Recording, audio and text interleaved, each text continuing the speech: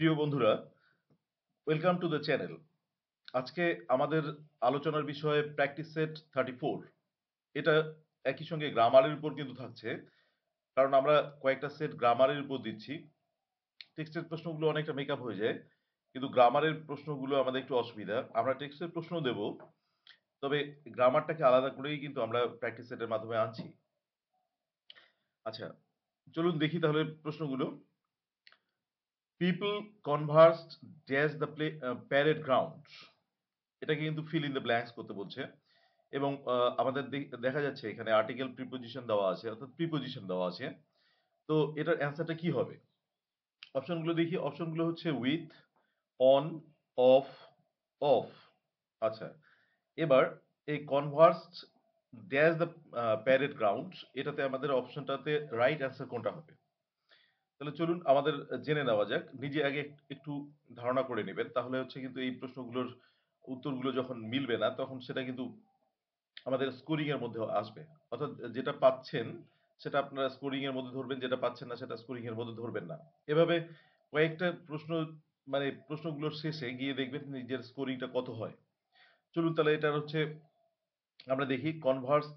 Converse এর পরে কিন্তু প্রিপোজিশন হচ্ছে আমাদের অন, অর্থাৎ এক number right option is on. তাহলে people conversed on the parade ground. আচ্ছা, পরেরটাতে আসি। Swimming in the dirty pond is injurious to health. এটাকে বলছে here the italicized phrase is an example of. এখানে এই এক্সাম্পলটা কিসের, মানে ইটালিক অক্ষরে যেটা আছে সেটা কিসের এক্সাম্পল? একটা বলা আছে পার্টিসিপল, নাম্বার বি বলা আছে জিরান্ডস, নাম্বার সি বলা আছে ইনফিনিটিভ, আর নাম্বার ডি বলা আছে অ্যাবসলিউট ফ্রেজ। এই চারটা এক্সাম্পলের মধ্যে এই আমাদের এই অংশটুকু, অর্থাৎ ইটালিসাইজড ফ্রেজটুকু, এটা কিসের উদাহরণ? তাহলে এটা কিন্তু আমাদের দেখতে হবে যে এখানে এই সুইমিং ইন দ্য পন্ড এটা কি কি হিসাবে ইউজ হয়েছে।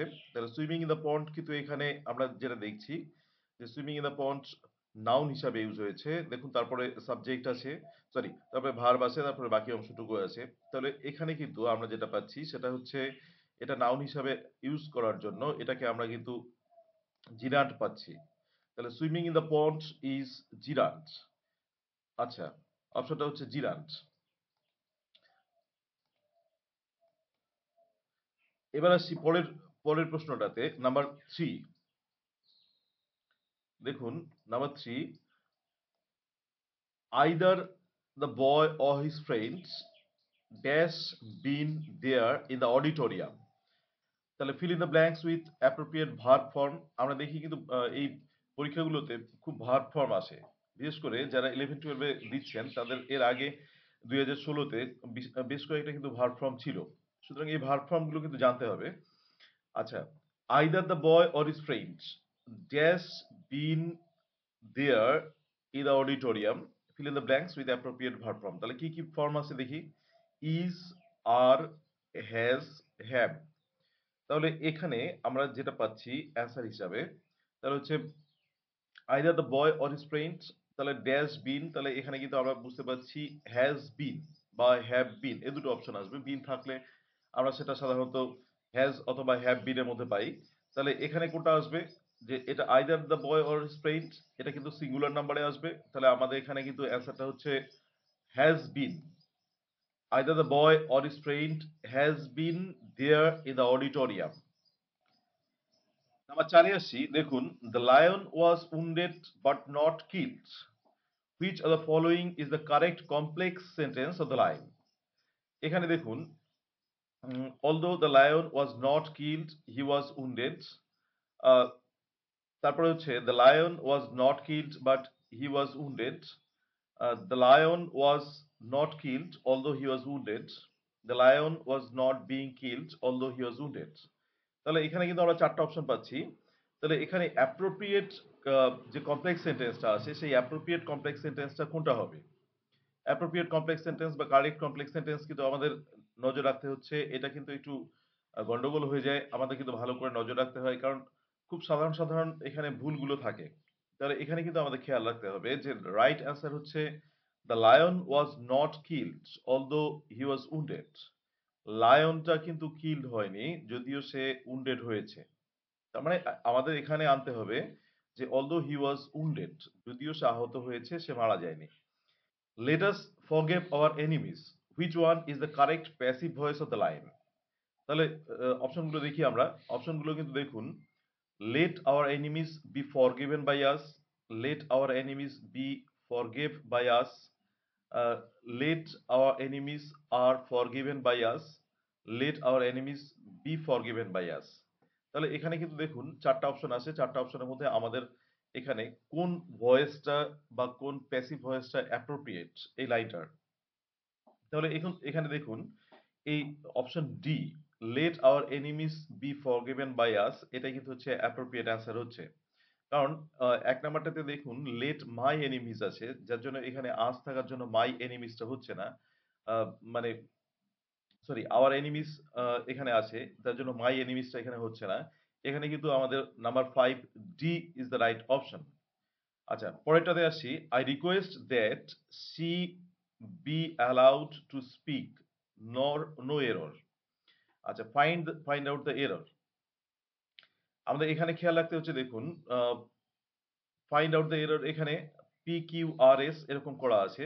তাহলে এখানে আমাদের ধরে নিতে হবে এটা পি, এই পোর্শনটা পি, এটা হচ্ছে কিউ, এটা হচ্ছে আর, এটা হচ্ছে এস। এই চারটা পোর্শন আছে। তো এখানে আমাদের পি কিউ আর এস এর মধ্যে কোনটা ইউজ হবে, মানে কোনটা অ্যাপ্রোপ্রিয়েটলি ইউজ হচ্ছে আমাদের এখানে। তাহলে I request that C be allowed to speak, no error. তাহলে এখানে কিন্তু আমাদের খেয়াল রাখতে হচ্ছে যে এই জায়গাটাতে আমরা দেখছি যে সি শুড বি এখানে থাকা উচিত, কিন্তু নেই। কিন্তু এখানে এই ফর্মটা কিন্তু ইউজ হয়, অর্থাৎ আই রিকোয়েস্ট দ্যাট আমরা অনেকগুলো সাবজেক্টিভ মুডের ক্ষেত্রে দেখি যে এখানে কিন্তু সেটা ইউজ হয়। সুতরাং এখানে আমরা এরর যদি ফিল করি তাহলে এরর হবে না, এখানে কিন্তু নো এরর আসে। তাহলে এটার নাম্বার 6 রাইট অপশন হচ্ছে as. As is the right option. আচ্ছা, পরেরটাতে আসছি 7 এবং 8-এ। Change the gender of the word buck. বাকের জেন্ডার ফর্মটাকে চাইছে কিন্তু এখানে। তাহলে বাকে কি কি আছে দেখুন, রো, বোর, ডো এবং কোল্ড। দেখুন কোনটা হবে। তাহলে বাকের যে আমাদের জেন্ডারটা চেঞ্জ করতে বলছে, সেই বাকের জেন্ডারটা কিন্তু হচ্ছে ডো, DOE, ডো। এটা কিন্তু হচ্ছে মানে অ্যাপ্রোপ্রিয়েট জেন্ডারটা। আচ্ছা, পরেরটাতে আসি আমরা, number 8, God save the Queen, which mood is used in this line. এখানে কোন মুডটাকে ইউজ করা আছে? Indicative mood, imperative mood, subjunctive mood, none of this. তাহলে এখানে গড সেভ দ্য কুইন মানে কিন্তু এখানে যে মুডটা আমরা পাচ্ছি সেটা কিন্তু হচ্ছে সাবজেক্টিভ মুড। কারণ এখানকার সেন্সটা কিন্তু হচ্ছে may God save the moon. এখানে একটা উইশিং প্রকাশ করছে, অর্থাৎ এখানে একটা ইচ্ছা প্রকাশ করছে, এবং এই ইচ্ছে প্রকাশ করলে কিন্তু সেটাকে আমরা ধরি হচ্ছে সাবজেক্টিভ মুডের ক্ষেত্রে, এবং এই এক্সাম্পলটা হচ্ছে কিন্তু সাবজেক্টিভ মুডের উদাহরণ। Number 8 subjunctive mood. আচ্ছা, এবার আসি 9 এবং 10-এ। আচ্ছা, কোশ্চেন নাম্বার 9 দেখুন, for God's sake do not tell a lie, don't tell a lie, identify the case. এটা বলছে দেখুন, accusative case, nominative case, dative case, genitive case. তাহলে আমাদের এখানে আন্ডারলাইন করা আছে, আমরা জানি কেসের ক্ষেত্রে কিন্তু আন্ডারলাইন করা থাকবে এরকম করে। তাহলে এটা কোন কেস? কেসটা হচ্ছে কিন্তু দেখুন অ্যাকিউজেটিভ, নমিনেটিভ, ডেটিভ এবং জেনেটিভ। আমরা জানি যে কোনো পজেশন যদি থাকে তাহলে সেটার ক্ষেত্রে কিন্তু আমাদের জেনেটিভ কেস ইউজ হয়, এবং এখানে অ্যাপ্রোপ্রিয়েটলি যে কেসটা ইউজ হবে সেটা কিন্তু হচ্ছে জেনেটিভ কেস। অর্থাৎ এখানে 9D is the right answer. আচ্ছা, এবার পরেরটাতে আসছি আমরা হচ্ছে 10। দেখুন, at last the rioters retreated, এখানে tick the correct alternative for the blank. Fell back, fell in, fell through, fall back. তাহলে এখানে রিট্রিটেড আমরা যে ফ্রেজাল ভার্বটা পাচ্ছি সেই ফর্মটাকে ইউজ করতে হবে। এবার ফেল ব্যাক কিন্তু আমরা এটাকেই অ্যাপ্রোপ্রিয়েট হচ্ছে আমাদের, কারণ এটা পাস্ট টেন্সে আছে এবং এটা হচ্ছে ফেল ব্যাকটা পাস্ট টেন্সে আছে, এখানে ফল ব্যাকটা হচ্ছে না। তাহলে নাম্বার 10 আমাদের এ ইজ দ্য রাইট অ্যান্সার। আচ্ছা, এবার পরেরটাতে আসছি নাম্বার 11 এবং 12। নাম্বার 11 দেখুন, don't let yourself be taken dash by anyone, fill in the blank with appropriate preposition. আচ্ছা, কি কি প্রিপোজিশন আছে আমরা দেখে নেই। With, in, of, of. তাহলে হচ্ছে don't let yourself be taken dash by yourself, তাহলে হচ্ছে টেকেন ইন বাই ইউরসেলফ। এটা কিন্তু এই টেকেন ইন ইউজ হবে অ্যাপ্রোপ্রিয়েট প্রিপোজিশনে। আমরা জানি ডোন্ট, এই টেকেন ইন। আচ্ছা, পরেরটাতে আসি।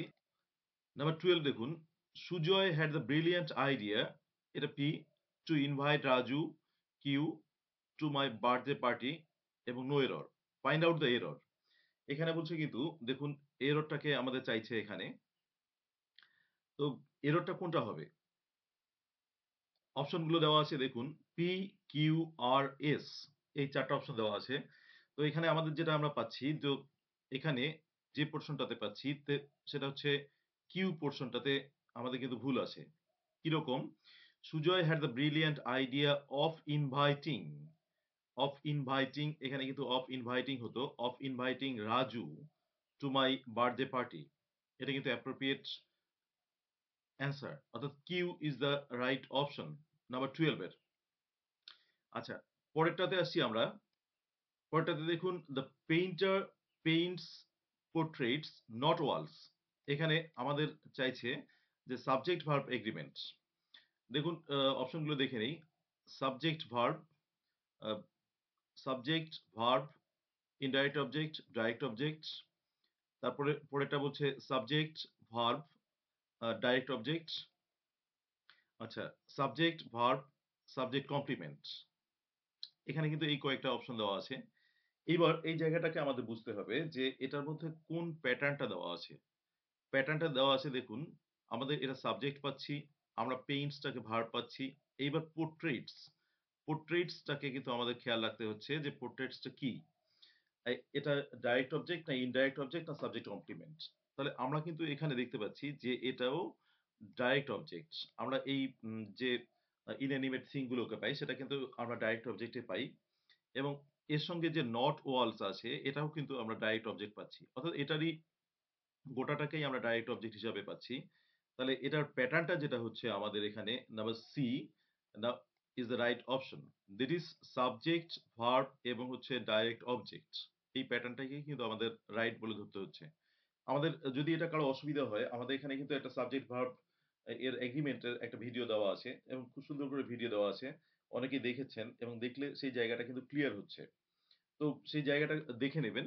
তাহলে এই জায়গাটা আবার একদম যে ভুল থাকার সম্ভাবনাটা কমে যাবে। আচ্ছা, পরেরটাতে আসি। Plural form of the word news. News এর প্লুরাল ফর্মটা কিন্তু এখানে চাইছে। দেখুন খুব সুন্দর কয়েকটা দেওয়া আছে। নিউজেস, আবার বলছে নিউজ, নিউইস এবং নান অফ দিস। তাহলে নিউজের প্লুরাল ফর্ম আমাদের কোনটা হচ্ছে? দেখুন নিউজের প্লুরাল ফর্ম কিন্তু হচ্ছে আমরা এই অপশনগুলোর মধ্যে যেটা পাচ্ছি, আপনারা একটু নিশ্চয়ই ভেবে নিয়েছেন নিউজের প্লুরাল ফর্মটা। তাহলে নিউজের প্লুরাল ফর্ম কিন্তু হচ্ছে এখানে নান অফ দিস হচ্ছে, কোনোটাই হচ্ছে না। কারণ আমরা জানি যে নিউজের প্লুরাল ফর্ম কিন্তু নিউজ এটাই হবে, এই স্পেলিংটাই হয়। সুতরাং এই প্রশ্নগুলো কিন্তু আমাদের একটু রেডি থাকতে হবে যে এই প্রশ্নগুলো কিন্তু আ আসতে পারে, এভাবেও আসতে পারে। ট্রিকি প্রশ্নগুলো দিয়ে দেয় অনেক সময়। তো নাম্বার 14, নিউজ এর প্লুরাল ফর্ম যেটা আছে সেটা এখানে দেওয়া নেই। নিউজটাই হচ্ছে প্লুরাল ফর্ম। তাহলে আমরা এটার অপশন নিচ্ছি নান অফ দিস। এবার আসি 15, both the brother and sister were innocent. Here the word both is. এখানে বোথ কি? অর্থাৎ বোথটাকে আমরা কি হিসাবে পাবো? কোন পার্টস অফ স্পিচ হিসাবে পাবো? এখানে দেখুন যে পার্টস অফ স্পিচটা কিন্তু আমাদের জানতে হবে। পার্টস অফ স্পিচ কিন্তু আমাদের থাকে। তো এটা কি নাউন, না এটা অ্যাডভার্ব, না প্রিপোজিশন, না কনজাংশন? আমরা কিন্তু 4টাই অপশনই পাচ্ছি। তাহলে বোথ কিন্তু আমাদের এখানে দেখুন এ দুটো ওয়ার্ডকে যেহেতু কানেক্ট করেছে তাহলে এটাকে কিন্তু আমরা ধরছি কনজাংশন। তাহলে এই 15 আমরা পাচ্ছি, 15 এর D is the right answer. তাহলে এই প্রশ্নগুলো কিন্তু খুব ইম্পোর্টেন্ট, গ্রামার গুলো খুব ইম্পোর্টেন্ট আপনারা জানেন। এবং অবশ্যই টেক্সচুয়াল কিছু প্রশ্ন আমরা নিয়ে আসবো এবং টেক্সচুয়াল প্রশ্নগুলোতে সেই জায়গাগুলো তুলে ধরবো যে জায়গাগুলোতে অসুবিধা, সেই জায়গাগুলো নিয়ে প্রশ্নগুলো নিয়ে আসবো। কিন্তু গ্রামারটা অনেকটা প্র্যাকটিসের ব্যাপার। প্রায় রেগুলারলি প্র্যাকটিস করতে হয়। সেই রেগুলার প্র্যাকটিসের মধ্যে থাকলে কিন্তু গ্রামারটাকে অনেকটা মেকআপ করা যায়। তাই গ্রামারটার দিকে অবশ্যই নজর দিবেন। কারণ 9-10 এ অনেকটা বড় অংশ নিয়ে কিন্তু গ্রামার থাকে এবং 11-12 এর ক্ষেত্রে যেটা আমরা দেখি 11-12 এর ক্ষেত্রে রেটরিকটার উপর জোর দেওয়া হয়। আমরা রেটরিকের কিছু প্রশ্ন আপলোড করেছি, আরো কিছু রেটরিকটাও দিচ্ছি। আচ্ছা, এবার এই প্রশ্নগুলো গ্রামারের প্রশ্নগুলো রীতিমতো চর্চার মধ্যে রাখবেন, মাঝে, মাঝে দেখবেন। যেটা অসুবিধা হবে সেটা লিখে রাখবেন। এই টাইপের গ্রামারগুলোই কিন্তু আসার সম্ভাবনাটা বেশি। তো এটাই হচ্ছে আমাদের আজকে প্রশ্নগুলো। Thank you for watching the video. Please subscribe the channel Let's Learn Blooming Birds and stay tuned.